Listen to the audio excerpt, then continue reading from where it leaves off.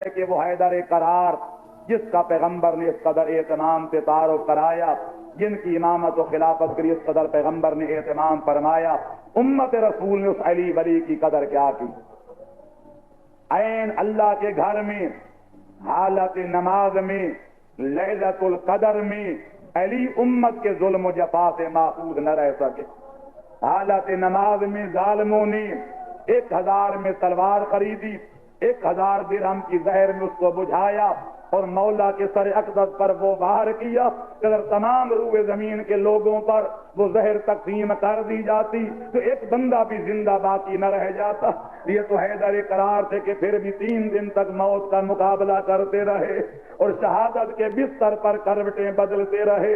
جب امام نے نماز اشارے کے ساتھ مکمل فرمائی، شہزادوں نے چادر بچھائی، زخمی بابے کو چادر پہ لٹایا، اور جب شہزادے اس حالت میں اپنے زخمی باب کو بیت الشرف میں لائے، دعا کرو کسی عظیم بابے کی عظیم بیٹیاں اس حال میں اپنے بابے کو نہ دیکھیں۔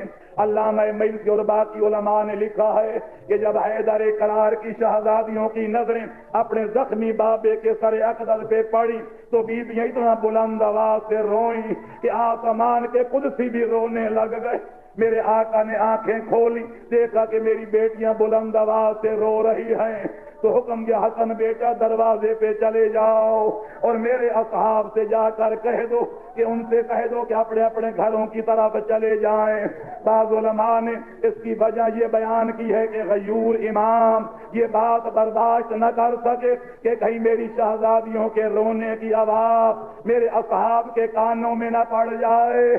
میں کہتا ہوں میرا غیور امام، آپ کو تو اتنی بات گوارا نہ تھی کہ آپ کی شہزادیوں کے رونے کی آواز آپ کے صحابیوں کے کانوں میں پڑ جائے، لیکن والی نجف غیور آقا اس وقت آپ کی حالت کیا ہوئی ہوگی جب یہی کوفے کی شہزادیاں ہوں گی، ہزاروں کا بلوہ عام ہوگا، سروں پر کوئی چادر نہیں ہوگی اور ابن زیاد بدنہاد کے دربار میں لائی جا رہی ہوں گی۔ وہ منظر قیامت سے کم نہیں تھا کہ جب ظالم اشارے کر کر کے پوچھ رہا تھا کہ من ہی و من ہاوے، کہ وہ بی بی کون اور یہ بی بی کون، اور درباری بتا رہے تھے کہ ہی زینب و تلک ام کلثوم، یہ علی ولی کی بڑی شہزادی زینب ہے اور وہ حیدر قرار کی چھوٹی شہزادی جناب ام کلثوم۔ میں کہتا ہوں کہ کاش کہ قیامت قائم ہو جاتی اور زلزلہ قیامت کی زد میں آ کر کوفہ تباہ و برباد ہو جاتا، لوگ اندھے ہو جاتے، لیکن علی و بطول کی لاڈلیاں بے مقنع و چادر کبھی کوفہ و شام کے درباروں اور بازاروں میں نہ پھرائی جاتی۔ شامیاں بستند بازو زینب و کلثوم را، اے فلکاں ابتدا کی انتہائے اہل بیت۔ یہ سب کچھ کیوں قبول کیا گیا، کیوں گوارا کیا گیا؟ محض اس لیے کہ افعال یزیدی مٹ جائیں، مظلوم سے پیدا الفت ہو، اس واسطے ان کے درد بھرے احوال سنائے جاتے ہیں۔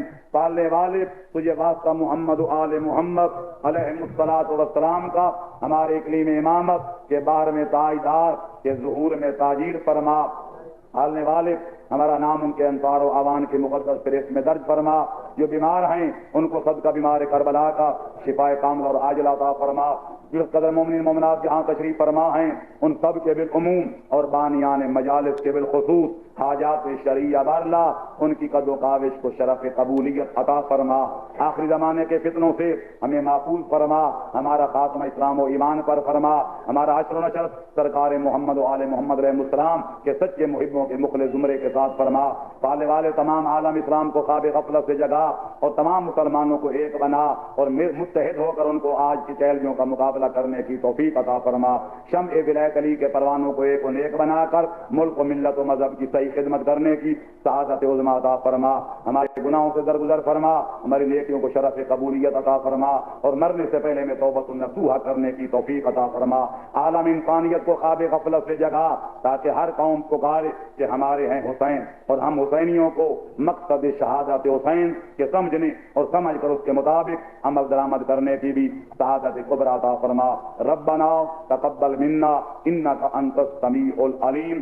ربنا آتنا فی الدنیا حسنۃ وفی الآخرۃ حسنۃ وقنا عذاب النار بجاہ النبی و اہل بیتہ الاطہار. اللہم صل علی محمد.